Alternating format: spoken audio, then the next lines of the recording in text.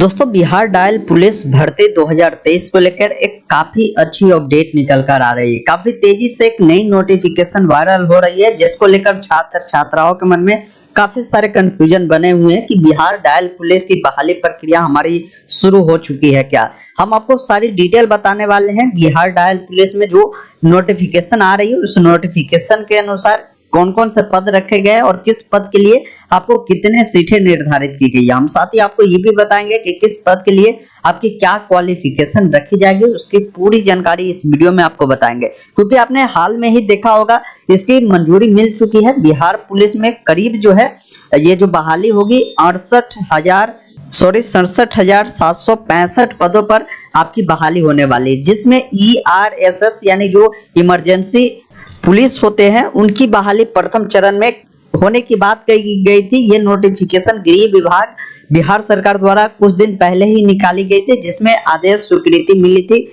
ये वाला नोटिफिकेशन अभी हम आपको दिखा रहे हैं। इस नोटिफिकेशन में भी पहले भी क्लियर किया गया था कि ये जो बहाली होगी आपकी 3 चरणों में होगी। प्रथम चरण की जो बहाली होगी 7808 पदों पर इस बहाली को निकाली जाएगी। फिर द्वितीय जो चरण होगी उसमें आपकी जो बहाली होगी 19,288 होगी और तृतीय चरण में 48,000 पदों पर बहाली होने वाली है। तो इसी बेस पर एक नई नोटिफिकेशन देखने को सामने आ रही है। उसकी सभी सच्चाई के बारे में हम बात करेंगे। रिक्वेस्ट है कि इस वीडियो को अंत तक देखिए पूरी जानकारी समझने के लिए। वीडियो अगर आपको पसंद आए तो लाइक शेयर जरूर करें, साथ ही चैनल को सब्सक्राइब करें ताकि आने वाली सारी अपडेट की जो भी जानकारी होगी आपको मिल पाएगी।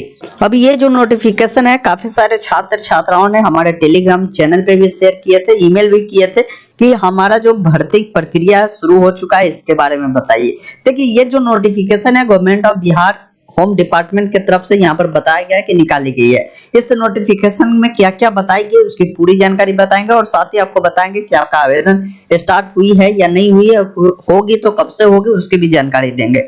यहाँ पर क्लियर बताया जा रहा है कि बिहार डायल 112 के लिए 7808 पदों पर नई भर्ती होने वाली है। ये बिल्कुल सही बात भी है, ये होने वाली भी है, जो कि प्रथम चरण के लिए यहाँ पर बताया गया कि योजना तैयार किया गया है, जिसकी जानकारी यहाँ पर दी गई है। अब इसमें देखिए वही बताया गया कि Bihar police emergency response course system जो कि ERSS डायल 112 को लेकर बिहार पुलिस मुख्यालय द्वारा पहले चरण के तहत बहाली होने वाली पुलिस एवं गैर पुलिस स्वयं के तहत रिक्त 7808 पदों पर भर्ती के लिए कार्य योजना को तैयार किया गया है। अब इसमें जो ये बनाई गई है योजना, जिसके तहत कौन कौन से सीटें हैं उसकी भी जानकारी आपको समझना जरूरी है। जैसे यहाँ पर देखिए इंस्पेक्टर का 159 सीटें रखी गई है, सब इंस्पेक्टर का 887 सीटें बताई गई, ASI का जो पद है आपको 594 है, कांस्टेबल जिसको सिपाही बोलते हैं जिसके लिए आपकी जो सीटें है वो करीब बताया गया है कि 5,856 सीटें है। ड्राइवर के लिए आपकी जो सीट है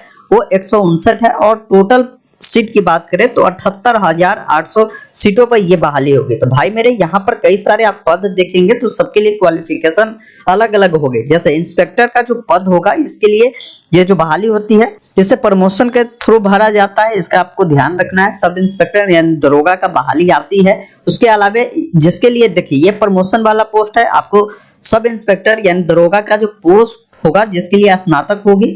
ASI के लिए आपको हो सकता है इसमें भी स्नातक रखी जाए, लेकिन यहाँ पर कांस्टेबल आप देख रहे हैं ये 12वीं पास वाले कैंडिडेट का होगा। ड्राइवर में भी 12वीं पास कैंडिडेट को यहाँ पर मौका मिलेगा। तो अलग अलग यहाँ पर सीटें रखी गई है। उसके अलावा यहाँ पर बताई गई कि 3 चक्रों में होगी आपकी तैनाती, जो कि उस नोटिफिकेशन में भी ऑफिशियल नोटिफिकेशन में भी हमने आपको दिखा कि आपकी बहाली प्रक्रिया 3 चरणों में होने वाली है। अब प्रथम चरण के तहत अभी आपने देखा कि जो बहाली होगी वो किन किन पदों पर होगी।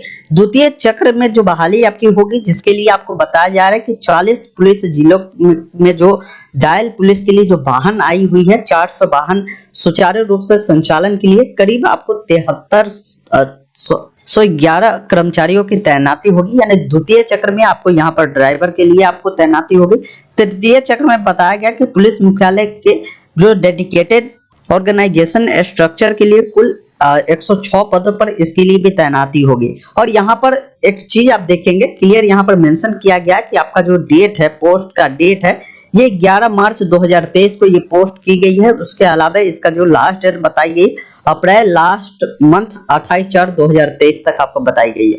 तो ये जो पोस्ट बनाई गई है, जो भी लोगों ने इस पोस्ट को बनाया, आपको पहले क्लियर करते ये पोस्ट पूरी तरीके से अभी गलत है। ऑफिशियल वेबसाइट पे इस प्रकार की कोई भी जानकारी नहीं मिल रही है और कहीं भी इस नोटिफिकेशन को अभी नहीं देखने को मिल रहा है। ये नोटिफिकेशन लगातार वायरल हो रहा है, लेकिन इस नोटिफिकेशन के अंदर जो जानकारी दी गई है वो बिल्कुल सत्यता है इसमें, क्योंकि बहाली आने वाली है। प्रथम चरण में 7800 जो 8 सीट है डायल पुलिस का वो बिल्कुल आने वाली है, जो कि नोटिफिकेशन में भी हमने आपको दिखाया। लेकिन यहाँ पर जो डेट इन्होंने दिया है ये डेट पूरी तरीके से गलत है, ऐसा कहना अभी मुश्किल है, क्योंकि आवेदन प्रक्रिया कब स्टार्ट होगी ये कहना अभी मुश्किल है। लेकिन बहाली आनी तय है, इस चीज को आप ध्यान रखिए कि बहाली हो सके। ये जो डेट है वो सही भी साबित हो जाए या किसी संस्था द्वारा इसे बनाया गया तो हो सके उन्होंने किसी सोर्स के माध्यम से बताया हो हो सकता है ये बहाली की प्रक्रिया जो है आपको अप्रैल महीने के लास्ट वीक से शुरू होने की संभावना हो सकती है। तो इसकी तैयारी में अभी से ही आपको लग जाना है। इसको लेकर हमने पूरी डिटेल जानकारी आपको बताया है।